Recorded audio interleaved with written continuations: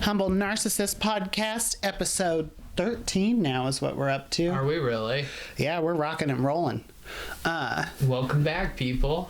Today we're just going to do a little bit of randomness, which you all know that we've done that before for our 3 viewers. 3.5. I want to say that I'm into Baldur's Gate, but I'm not. I've come to accept that. I tried fun, it. But have you even played it since like the last time that we talked? No. I didn't think so. Don't get me wrong, it's fun to sit and play, but you have to be in the mood to play it. Does that make sense? Right. You have to be in the mood to play it. Plus, you got to explore literally everything and talk to literally everyone. Exactly. Like the last thing I remembered, I stumbled into this little old lady's house who ended up being like this evil witch who was like kidnapping people. Did you kill her? Not yet. That's where I stopped.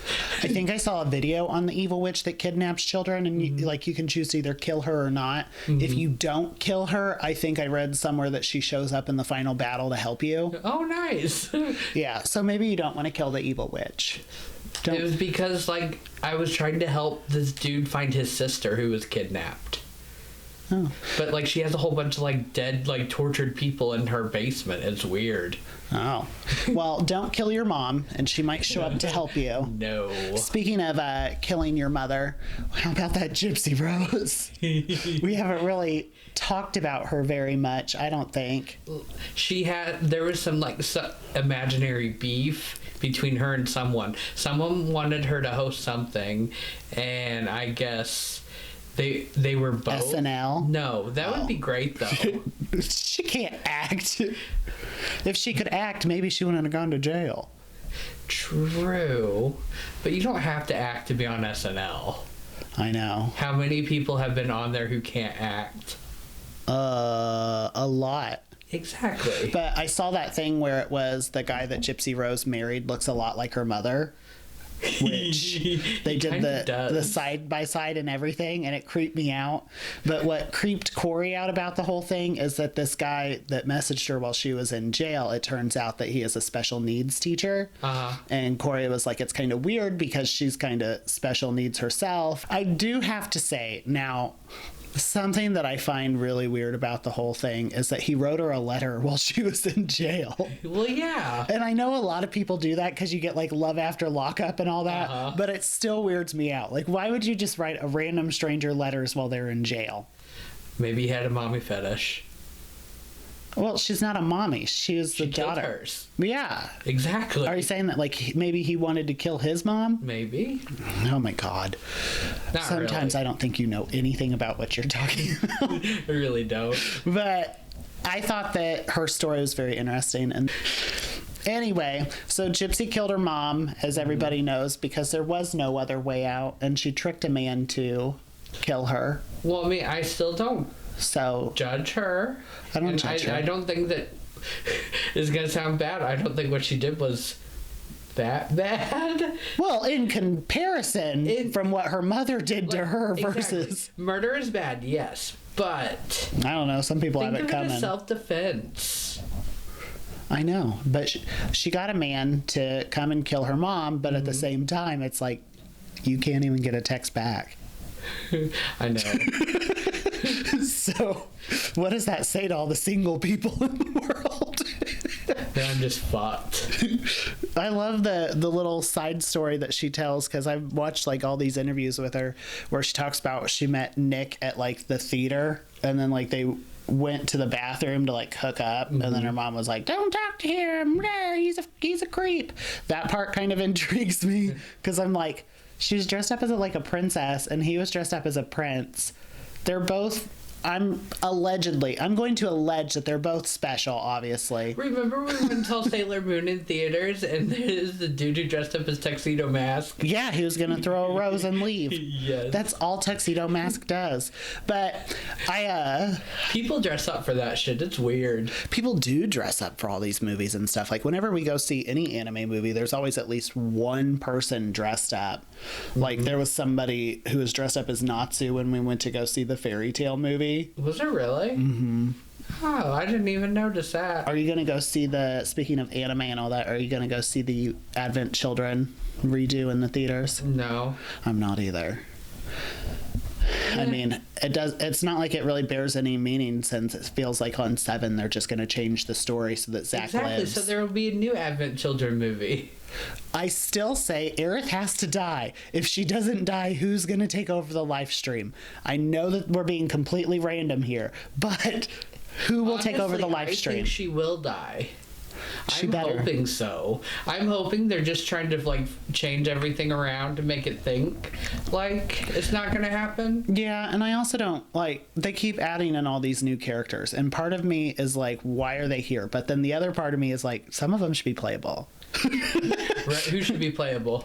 I like that red-haired guy from Midgar from the first one, because he's coming back in this one. I saw that. And he's at Costa del Sol. I want him to be playable. I would play him. Mm-hmm. He's fun and attractive. I don't know. She looks like she's wearing like a kimono and red hair. Who is she? You should know because you've played Final Fantasy or Dissidia on the phone. It's Sisney. Is it really? Yes. Oh. That's what people are alleging, is that it's Sisney coming back. So okay. Which she was in what, Crisis Core? She was in Dirge of Cerberus. Okay. I think that's where she was. Or no. She was in Zax's yeah, it was Crisis Core. Okay. There's too many 7 games for me to keep track. So many freaking side stuff. And then there's also like side mobile games over in Japan. Mm-hmm. It's just too much. It really is. But like the final trailer looks really good. It does look really good. I saw the gameplay with Leviathan, so I'm excited that he's finally in it again, so that I can run around and fight people with him. That'll be fun. I'm excited for the game. Well, my thing is, because we played the demo today, they were making all these statements that they changed so much, but like as I was running, they didn't really change much of the combat at all, because as you're running around, like you still do the same thing. Fighting with Sephiroth though. I did too. I was getting my ass handed to me as Cloud, but then when I could play Sephiroth, I started winning easy. Exactly, because he's so good. And I was like, what is the thing here? And they're the same level. It's just. Yeah. He plays better. Exactly. Which I can't wait to play Yuffie, because Yuffie's going to be amazing, because when I played her in Intergrade, I was really good with her. I was able to actually beat it on the hard mode thing, because I figured out how to play her easily. I'm excited to try Red. I wonder how he's in Kate Sith. Kate Sith and Yuffie and Tifa are going to be my 3 that I alternate between. I don't really care about the others. Mm-hmm. From the demo, it does not seem like Sid is going to be abusive to his wife I had hoped. Well, yeah, because that's true to the game. I know, and that sounds really bad that I just said that I hoped that he was abusive to his wife. But he was in the first one. It was the 90s. It was okay. It was fine that he smacked his wife around. Nobody got charged with anything. If the glove doesn't fit, you must acquit. Oh my god. Ooh, so from one domestic case, let's talk about something else that was really interesting that happened recently. Right. Now we're diving into the news, because I want to see your thoughts on this. There was a mother in Michigan whose son shot up the school, did a school shooting. Yeah, and she got second degree or involuntary manslaughter, and the dad is going to be on trial next week. Mm-hmm.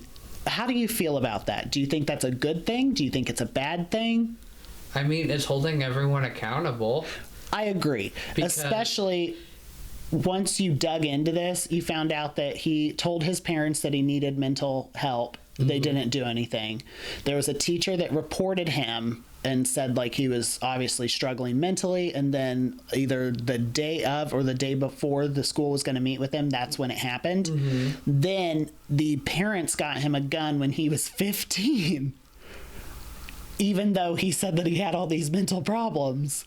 So that's smart. I feel like when you can prove that this was, in my opinion, clearly neglect, I think it's a good thing. I think maybe if we start holding parents accountable for this, maybe we'll have a little less school shootings and we won't be such a clusterfuck to the world. They need to make it harder for people to get guns. Your mom's not going to like that statement.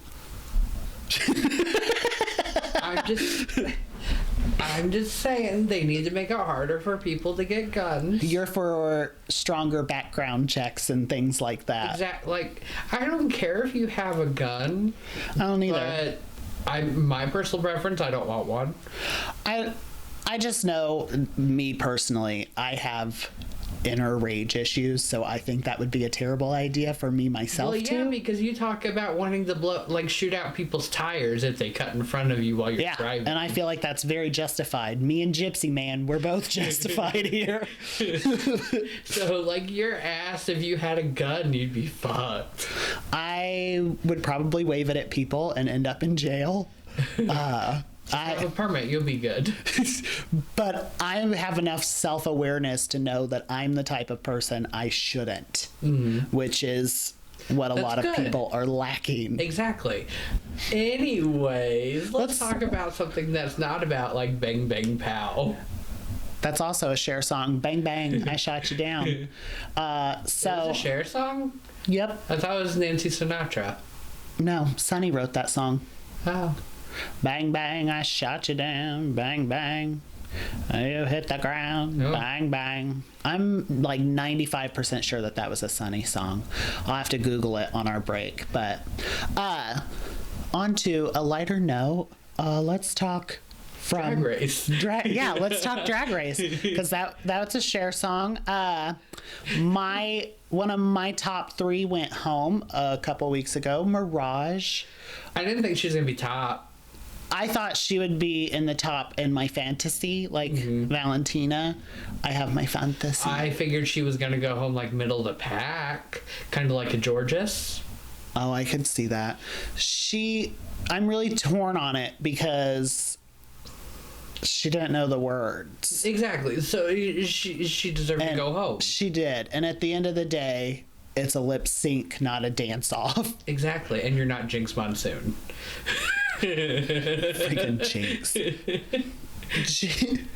I will say this on camera just to appease my husband, but Jinx Monsoon did not win that lip sync in All-Star 7. She did not win the lip sync, but she won the season. That's why Rue was like, and based off of the whole season. Well, yeah, how else can you justify it? And based off the fact that I don't remember her name. But Drag Race, I think, has been really good this season so far. Yes. Did you see that another girl, a mandatory meeting, the past Rue girls, Raja and Raven, whenever they do the toot and boot, the fashion photo review. Did they give her a toot for the egg? Raven did. Not Raven. Raven gave her a boot. Raja gave her the toot because Raja was like, it's really creative and interesting, and she said that, like, if you remove the stump part, she thought that it would look a lot better. So she gave her a toot, which cracked me up. But I think that the editors be working extra hard just Producers be producing. Yeah, just to make it out so that Amanda was in the bottom and so that Q would be safe. Exactly. Because I do think Amanda won that lip sync, but because Q can't lip sync. I like Q though. Yeah, I do too. So, like, I was bummed about both of them being in the bottom. Exactly. I thought there could have been others that were in the bottom. Yeah. But now I'm throwing all of my eggs in the Nymphia Wind basket because I really like her. And Nymphia, I bet, will be in the top 4. I think with Nymphia, one thing that I really love is that she's always like, whenever they announce the challenge, she's like, oh no, I've never done that before. And then she's like, I was in a K-pop group over in Taiwan. Saphira is on to her. I know. It cracked me up though, because no one really picked her for the girl group. Then she's like, I was actually in a K-pop group and I choreographed all of the moves. And so I was like, this bitch is sneaky. She's pulling a Willow Pill where she's like, I don't know if I'm good at this, when she knows she's good at it. Yep. But so what are your thoughts on Plain Jane? Oh God, Plain Jane. I think that she's just trying to be the villain. I don't know if that's really how she is. I think she just wants to be the villain of the season. Well, she's sticking to it. She does. Honestly, though, I think she's just mid. She's okay. I think she's a little basic. Well, her name is Plain. She goes by Plain Dillon instead of Jane, which is stupid. Hey, each their own. But did you see when a mandatory meeting was at Roscoe's? Plain Jane was in the audience, and a mandatory meeting was going in. No. Yeah. I did see on Hey Queen that Amanda said that she and Jane have been texting, but she was like, we kind of set our boundaries and was like, this is where we are. And she said, I have respect for her as a coworker. Exactly. And it's like, not everybody's going to get along, and that's fine. Exactly. And then you don't have to be friends. It's not RuPaul's best friend, right? Then you have Income's Mistress Isabel Brooks. Mistress and Plain Jane are doing something together. They're doing a video, and then Mistress is also doing a video with Amanda where she does Amanda's makeup. So I'm intrigued for that. And then I love speaking of like Drag Race girls and things like that. I love the Bob and Maddie like fake feud. It's cracking me up. And I feel bad for Bob because I also agree with the internet that Maddie's verse was better. I thought it was, and Maddie even used Monet. That cracked me up because when she posted the little teaser on X/Twitter where she was like, this drops at 1 p.m. Eastern Standard Time, featuring Monet Exchange. I was like, no way. And then it was just her clip from All Stars, and she did what Saphira did in the talent show and changed the words to be what she wanted them to be. Yes. That made me laugh. I like their feud. I know that they're fine. They're not really fighting. Well, yeah. I definitely think that the episode of the Pit Stop, the recap show for Drag Race, was this week with Maddie and Trixie. I do think that was possibly one of the best pit stops in a long time. Because I just loved it because they both have that dry sense of humor and they just keep saying shit just so dry to each other. Exactly. Like I loved where Maddie was like, you know how it is. You do really terrible on Drag Race and then you climb the ranks to success. You were the blueprint for that. And Trixie's just like, she's like, this bitch. Well, you knew what you were getting into when. Oh, yeah. Yeah. I love Give It To Me Straight with Maddie's podcast. That's a good one, so I would recommend checking that out. That's on the Mom Network with... So they just got it. Yep. Because the week that they announced it is when Maddie had Alaska on there. Yep, I know. So I enjoyed that. And then I love that Maddie dresses up for like whoever's there. Like when Alaska was there, she wore the trash bag. Yeah. Laganja, it turns out that Laganja gave her one of her wigs to wear for it. When Maddie showed her outfit for it, I totally thought it was going to be Sasha Colby instead of Laganja. You were way off. I'm just saying, that's what I thought it was going to be for. As soon as I saw it, I was like, that's Laganja. Well, I think we're going to take a break. We'll take a quick break, and then we'll come back, and I'm going to open up the segment with 1,000-Pound Sisters. All right. Pretty heavy. We'll be back. And we're back to talk about some heavy stuff. 1,000-Pound Sisters.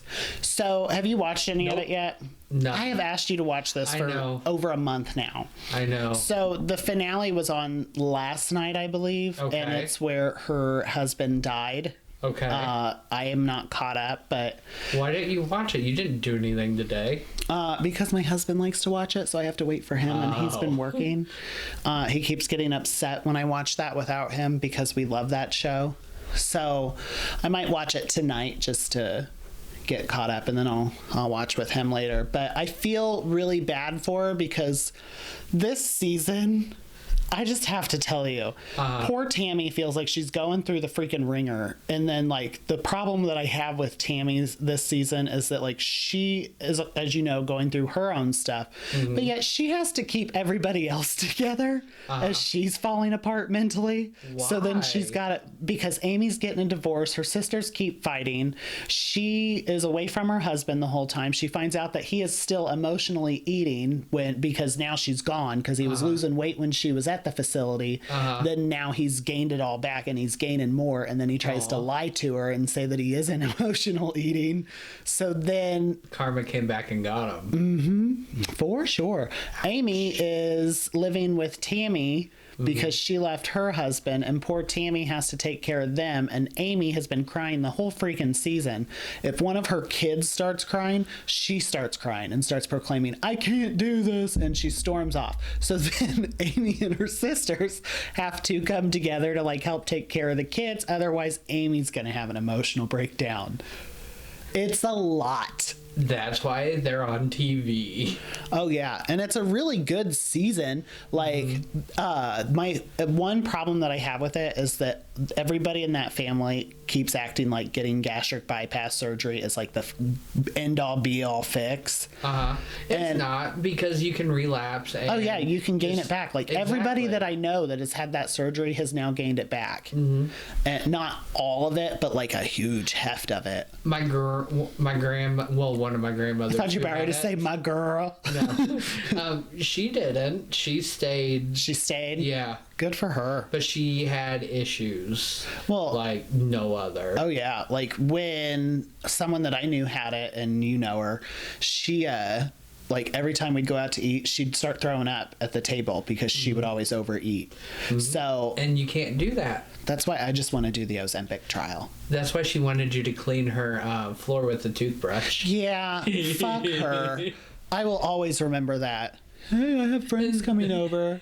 Do you want to clean this floor with a toothbrush? No, bitch. I don't even clean my own floor like that. She called me wanting me to go out with her. I'm like, no, thank you. You should have gone. Those were free dinners. No, I'm good. It's not worth it. It kind of is, depending on where she takes you.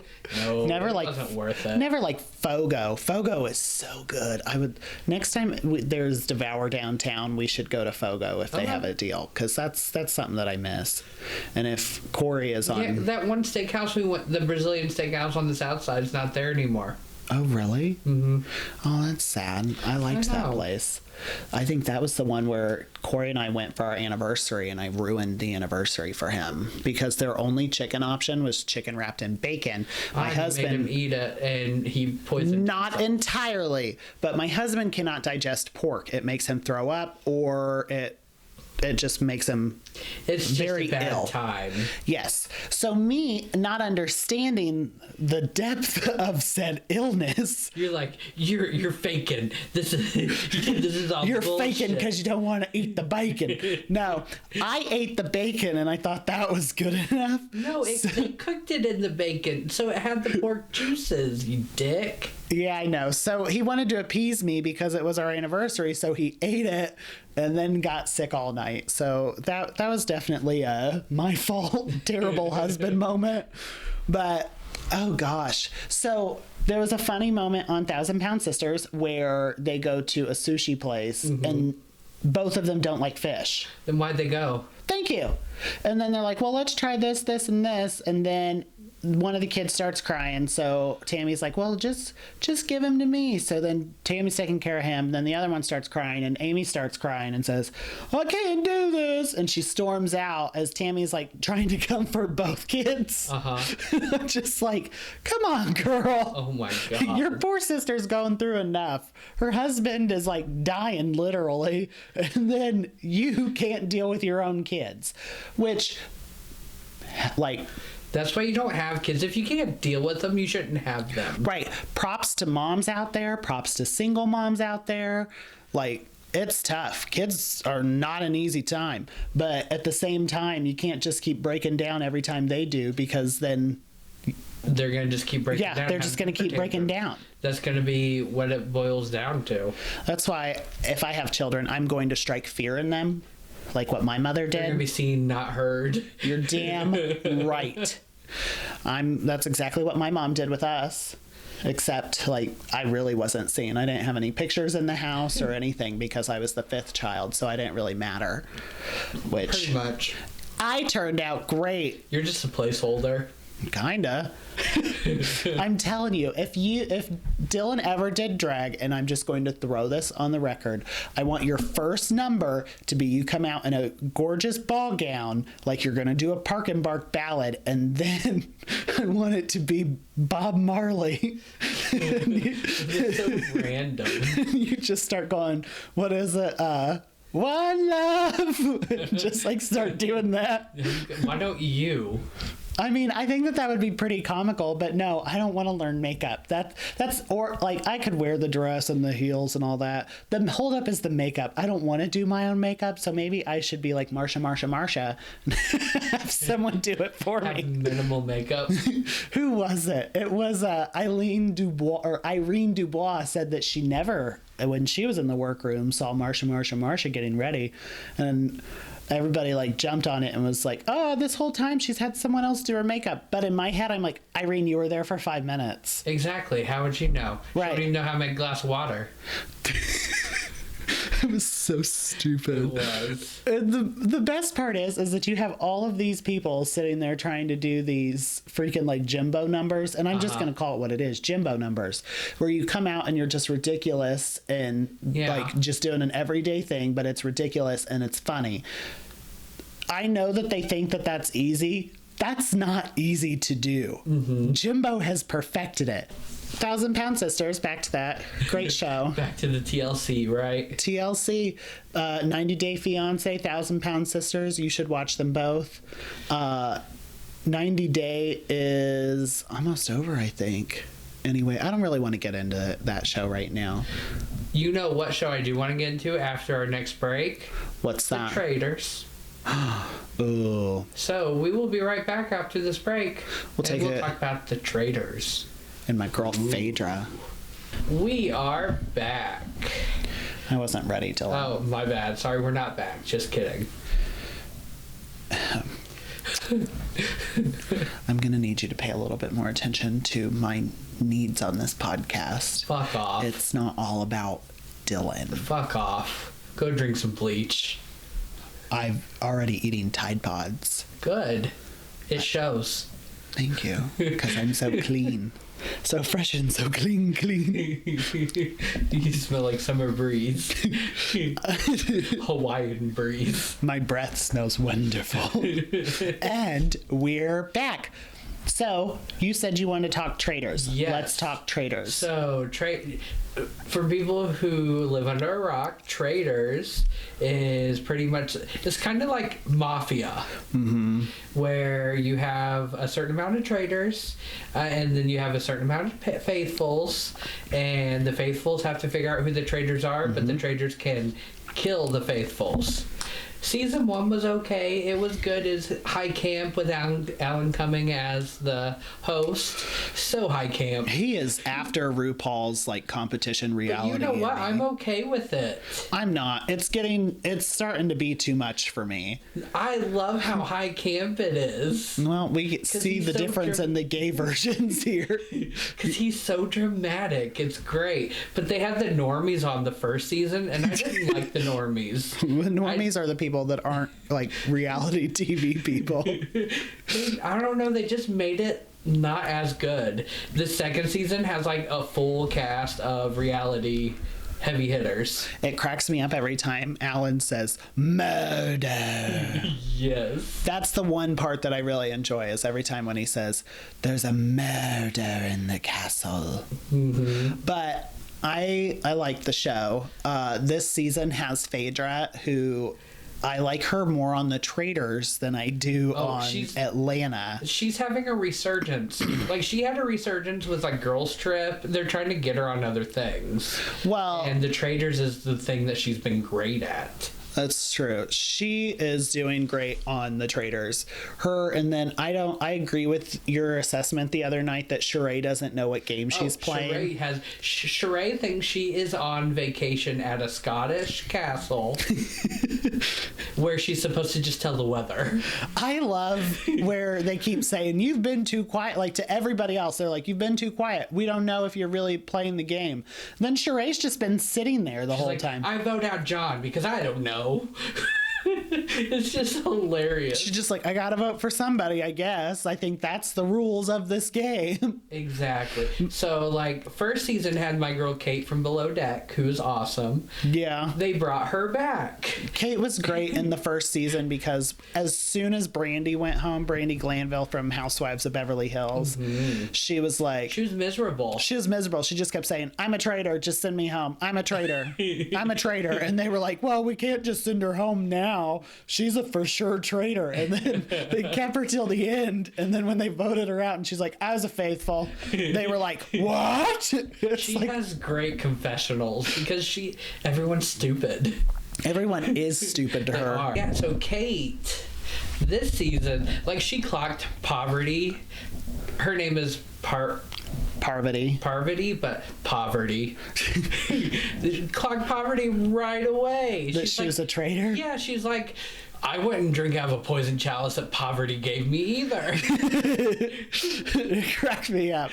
Kate is really good TV, especially for the traitors. Yes. Because she just, like, she comes in, she says whatever the heck she wants. She doesn't care. No. And then she's like ride or die for her Bravo girls. Exactly.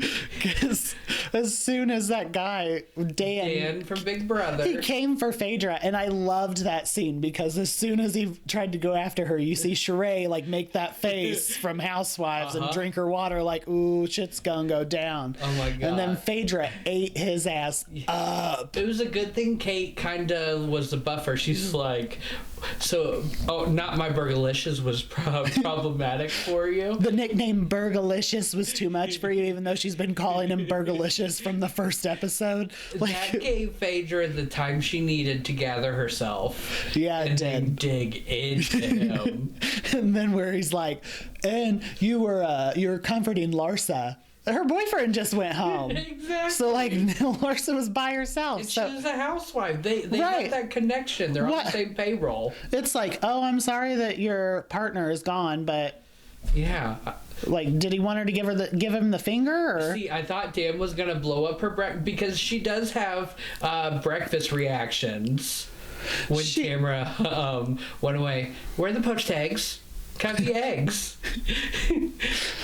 I need a boiled egg, please. I must have been missing her real breakfast reactions because oh my god, you watch them. The only ones that I've noticed was the Burgalicious and then something else. But she's been calling Bergie Burgalicious since like day one. But it did make me laugh where Bergie was like, "Well, if she were a traitor, she'd want to keep me around because I fully trust her." She's a traitor. And she's like, "Yeah, exactly." And then freaking, if Dan were smart, in my opinion, I don't know his SAT scores, but he was not smart in this moment. Apparently he has a Bravo connection, and you want to guess who it is? It's from Vanderpump Rules. I'm gonna say Tom Schwartz. No, Kristen Doty. Oh. Yeah, they grew up together, apparently. Oh, well, she don't matter.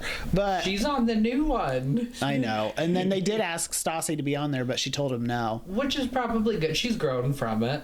I want her back on my TV. I know. I think she could have her own show. Ooh, I would watch her own show because I do like Stassi. Yeah. But if Dan were smart in that moment, he would have gone after Poverty. Mm-hmm. Because... Exactly. She, like, at least buy himself another week when they were like, she's clearly the traitor. I would have been like, yeah, she's totally a traitor. Exactly. Look at how she squints. Every time the camera looks at her, she looks like she smelled a bad fart. If we were on Traitors, I just want you to know that in the very beginning, I would come up to you and tell you if I were a faithful or a traitor, so I could be like, we need to work together. Exactly. And if I win and get all of it, I'll split it with you. And be like, so if you're a faithful and they're coming for me, you need to help. Oh, absolutely. We would have our backs regardless. Right. Like, unless we were like in Drag Race or something, because then I'd probably to like save face because like you find out who everybody voted for like that. I'd be like, oh no, I voted for him to go home because I don't want everybody else to hate me. Right. And be the next one to go. But with Traitors, like every vote is different. The only thing about Traitors I don't know if I like are the random missions. I wish there was more like them conversations and this mission, like that one mission that they just did where they had to like go around and like build a cannon. I thought that was dumb. I love the funeral mission. The funeral mission was great, where they made them walk behind a funeral procession, and then they buried the girl that got poisoned alive. Not Ekin-Su. It did make me laugh because as we're watching it, Corey's sitting there going, nope, hell no. Because at that moment where they made the 3 get into the coffins, he was like, nope, I'm out. You know what? If I was MJ, I would have been pissed. Because everybody was voting her out? Yes. What did she do to cause that? She's been very vocal. So it was, who would the traitors go after? So the traitors were like, so everybody was thinking, well, the traitors are probably going to go after the loudest bitch here. And that's MJ. Because she, now that, what's her name? Janelle is gone. MJ's now the one that's going around like saying, this is who I think it is and this is why. And then I loved when they got rid of Janelle because their reasoning was so stupid.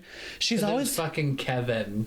Kevin is stupid. Yeah, they're like, she just keeps going around like pointing fingers at people. That's the game. Exactly. That's what you're supposed to do. That's how you know that she was a faithful, because she was continually trying to figure out who the traitors are. Because if you notice, all of the traitors, they're not really out pointing fingers at anybody until the fingers are pointed at them. Exactly. Which, if I were Phaedra, as soon as they took me out, I would announce who all of the traitors are. Because unless it's somewhere in my contract that I'm not allowed to, but then I would just write it down and slip like you a note. Leave a note like they did, Brandy did the first season. Yes. I would write a note and give it to you and be like, these are the traitors. So it was actually renewed for a 3rd season. So who would be on your dream cast for season 3? Monica. Yes. Monica, Salt Lake City. Yes. If I have to pick a drag queen because Peppermint was there, I'm going to say Alyssa Edwards. Or Bianca Del Rio would be a good one. Bianca wouldn't do it. But Bianca would eat them all up. I think Alaska would be good. Ooh, Alaska would be good. I could see... or Trixie. I don't think Trixie would do it. No, I don't either. I think it would be fun if Trixie did. It would be fun if Trixie did Trixie and Katya both go on together. That Ooh, would be nice. They would do it if they went together, knowing those two, because if it helps the other, then the other one is always there. Like, one of my favorite things that Trixie has said was on the documentary that she had, where she said that she knows that she can do it, what she's doing without Katya, but it's better to do it with her. And I thought to myself, oh my God, that's kind of how I feel about Dillon. As long as they don't do like some of the Big Brother people, like I don't want Frankie Grande to go on there because I don't like Frankie Grande. I don't like him either. Annoying. So who in the Bravo world would you want on there? I already said Monica. Just Monica. If we're going with other housewives as well, I'm going to say Erica Jane would be a good one. I think she would be able to do well on there. I don't think Kyle would, because she'd cry too much. What if they had the Richard sisters, all 3 of them? Oh, Kathy wouldn't. Kathy wouldn't do it. No, Kathy don't need to do that. No. Kathy's the best. I don't care what anybody says. Atlanta-wise, I would like to see Candy? Portia. Oh, Portia would be good. Candy's not coming back to Atlanta, and that devastated me. Now I'm not going to watch Atlanta. Well, I think they were dragging their feet, and they offered her a very lowball offer. And since they took too long to offer, I think she was just like, no, I'm good. She walked. Well, it's either that or they fired her, but they're just letting her save face. I only watch Atlanta for Candy, so I'm out. Unless they bring Nene back, then I'm back in. But I don't. Ooh, she would be a good one. Nene, yeah. Nene would be a good one. From New York, I think a good one would be oh God, Luann. Luann would be a good one. Speaking of Luann and Drag Race, back to that. Canada had her as a guest judge, and they missed a golden opportunity to have them lip sync to her song. Money don't buy you class, and they didn't do it. Do you know how mad that made me? You know they probably didn't do it because Luann would have got up on stage to do it. I don't care if she got up on stage. That is a great song. Right. Money don't buy a class. Anyway, I I think she would do really good. Ramona, I think, is too... Well, no, she's canceled now. She's canceled because she's racist. She's canceled because she's racist, rightfully so. If you're a racist, you shouldn't be there. No. Giselle would be a good one to have on there. Giselle could be, yeah. I've like her in her interviews. Honestly, I don't really know any of Lala. Lala from Vanderpump Rules, she would be a good one because every time someone would come for her, she would put them in their place. I don't know any of the the CBS people. Like I never watched Survivor. No. I only know the old school Big Brother people. I don't watch any of that. Our 3.5 subscribers. Times that by 3 and give us more. Tell friends about us. If you don't have any friends, we'll be your friends because Dillon has no friends, so he's hoping that you will be his friend. Exactly. Like, follow. We're on Patreon, Spotify, YouTube. Patreon? Yes, Dillon, we are on Patreon. I have been keeping this shit up and running. We're on Apple. We're freaking everywhere, Dillon. You're and we're still welcome. Wrong. Only on the logo. Everything else, all of our ats are at Humble Narcissists with an S, not Humble Narcissist. That was taken, I guess, but Narcissists. We're on TikTok. Because there's 2 of us. Yeah, because there's 2 of us. Sue is supposed to be coming back sometime soon. We will be doing the Natalia Grace documentary. Well, I'm going to keep saying it until my dear friend returns. I hope she does. That'll be fun. I miss producer Katie because she cracked me up that first episode. Exactly. And then I guess we'll see you guys next time. See you next week. Bye. Bye.